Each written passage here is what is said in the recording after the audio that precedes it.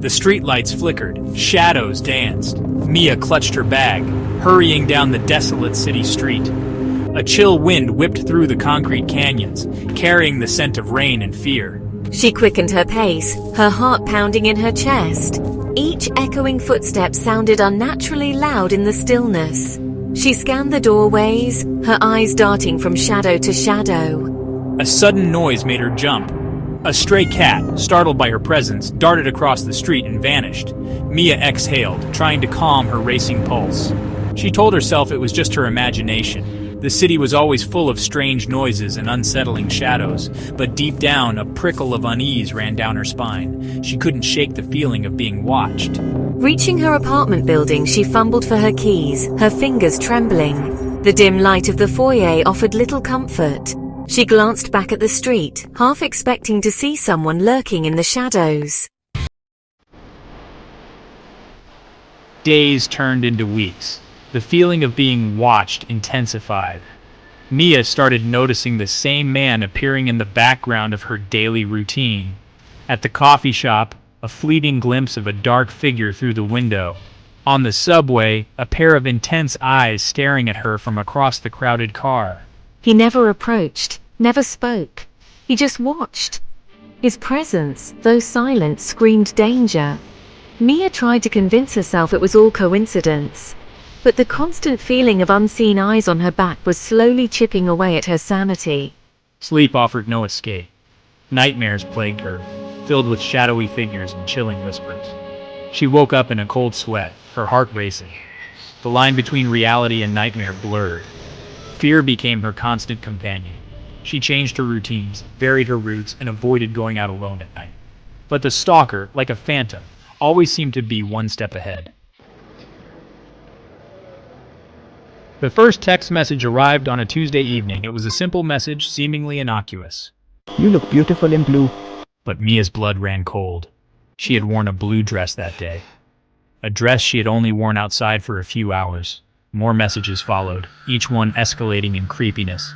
They detailed her movements, described her clothes, even mentioned things she had said in private conversations. It was as if he was always nearby, watching her every move, listening to her every word. The stalker's messages were never threatening. They were filled with a twisted affection, an obsession that sent shivers down her spine. He called her his muse, his inspiration. He claimed to be in love with her. Mia lived in a state of perpetual terror. Her once vibrant life had shrunk to the confines of her apartment. She was a prisoner in her own home, too afraid to even look out the window. Mia finally reached her breaking point. The constant fear, the sleepless nights, and the relentless barrage of messages had taken their toll. She was a shadow of her former self, haunted and broken. I went to the police, my voice trembling as I recounted my ordeal. They took her statement, promised to investigate, but their expressions remained skeptical. Stalkers were notoriously difficult to catch, they warned, especially ones who were careful and left no physical evidence. We'll do our best, but these cases are tough. Please stay vigilant. Despite the police involvement, Mia felt no sense of relief. The messages continued, taunting her, mocking her attempts to escape his grasp. He seemed to revel in her fear, drawing strength from her vulnerability.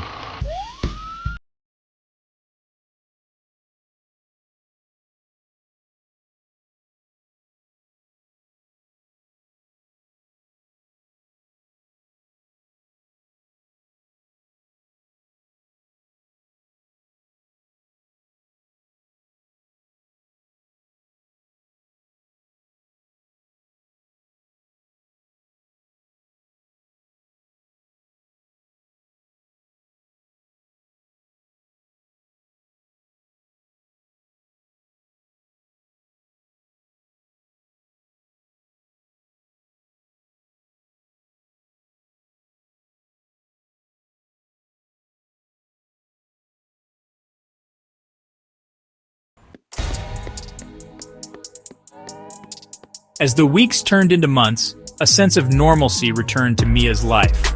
The trial, a media spectacle, concluded with the stalker being found guilty and sentenced to a lengthy prison term. Justice, it seemed, had been served. Then came the twist. A journalist digging deeper into the stalker's past uncovered a shocking truth. The man in prison was innocent. He had an alibi confirmed by multiple witnesses for every single instance that I had been stalked. Someone else had been sending those messages. Someone who knew the stalker. Someone who wanted to frame him. The news sent a chill down my spine. The fear, long dormant, roared back with a vengeance. The real stalker was still out there, hidden in the shadows, watching my every move. And this time he knew I was onto him.